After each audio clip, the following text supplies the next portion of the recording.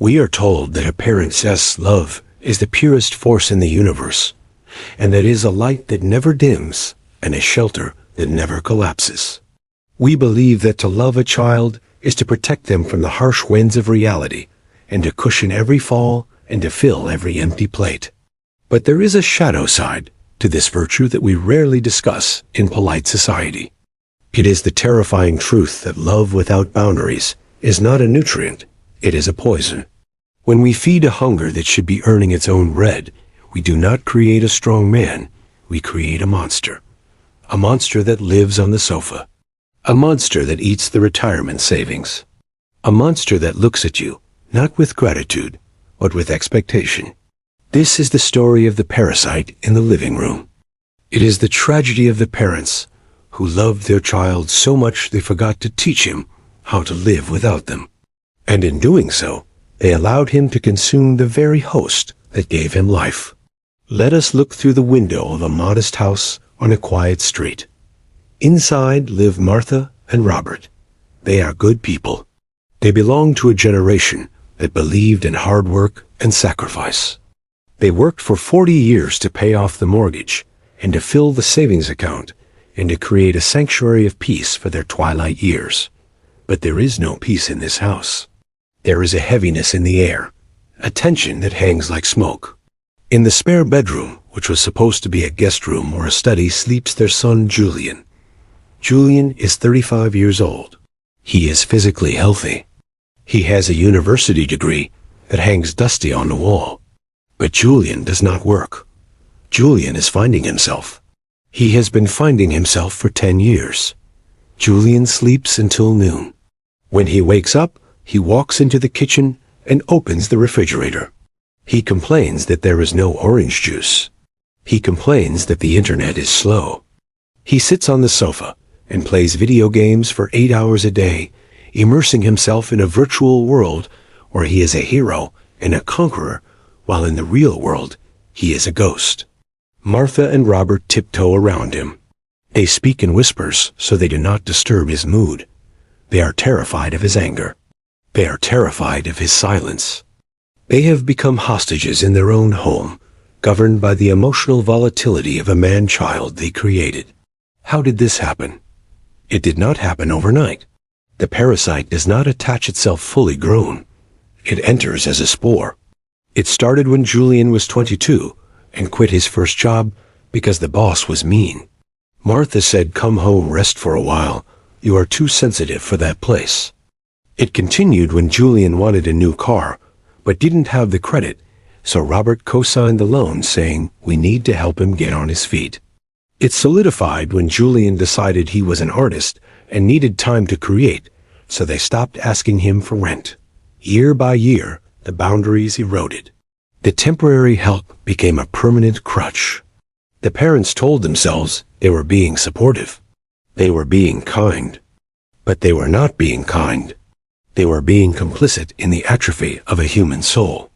The tragedy of the parasite is that it hates the host. You might think that Julian would be grateful. You might think he would kiss the hands that feed him. But he does not. He resents them. Deep down in the place where his dignity used to be, he knows he is a failure. He knows he is a child in a man's body. And seeing his parents' weakness, his shame makes him hate them. He lashes out. He belittles Robert's career. He mocks Martha's cooking. He treats their generosity as an insult, because every dollar they give him is a reminder that he cannot earn a dollar himself. The parasite needs the host to survive, but despises the host for its strength. The crisis came on a Tuesday in November.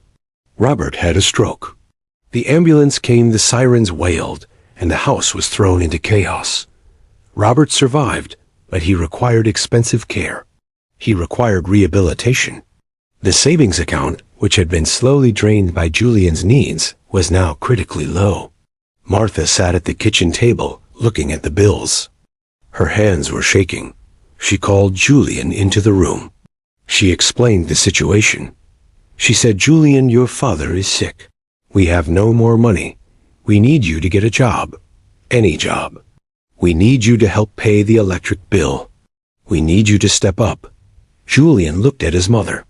He did not look concerned. He looked annoyed. He looked like a man who had been interrupted.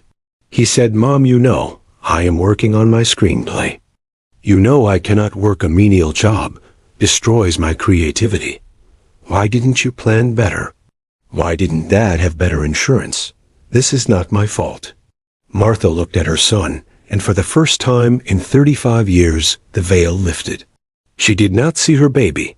She did not see a misunderstood genius. She saw a predator. She saw a creature that would watch them starve before it lifted a finger.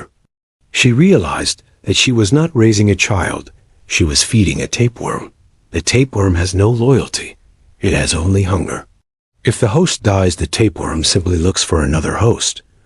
Julian stood up and walked back to his room and closed the door. The sound of his video game started up again. The explosions and the gunfire from the television filled the silent house where a real tragedy was unfolding. This is the hard philosophical truth we must face. Nature is brutal, but it is wise. In nature, the mother bird pushes the chick out of the nest. If the chick falls, it falls. But if the mother keeps the chick in the nest forever, the chick becomes a deformity. We humans think we are kinder than nature. We think we can suspend the laws of cause and effect. We think we can shield our children from the struggle. But the struggle is the only thing that makes us strong. Without the wind, the tree has no roots. Without the hunger, the wolf has no cunning. When you remove the struggle from your child's life, you are stealing their victory. You are stealing their self-respect. Martha went into Robert's hospital room the next day. She held his paralyzed hand. She told him what happened. Robert cried, not because he was dying, but because he realized he had failed his son. He had loved him too much, and in doing so, he had crippled him. They had used their bodies as a shield, and now that their bodies were broken, their son stood naked and helpless against the world. But here is the turning point, the moment of redemption. Martha went home that night, and she did the hardest thing a mother can do. She walked into Julian's room. She turned off the television. She stood tall. She said, "Julian, you have 30 days. In 30 days, the locks will be changed. In 30 days, you must be gone. I do not care where you go. I do not care what you do. But you cannot stay here. You cannot eat us anymore." Julian laughed. He thought she was bluffing. He thought she was weak. But he saw something in her eyes that scared him. He saw the death of the enabler. He saw the birth of the matriarch. For 30 days he raged. He pleaded. He threatened. He called them terrible names. He said they were abandoning him. He played the victim perfectly because he had rehearsed the role for a decade. But Martha stood firm.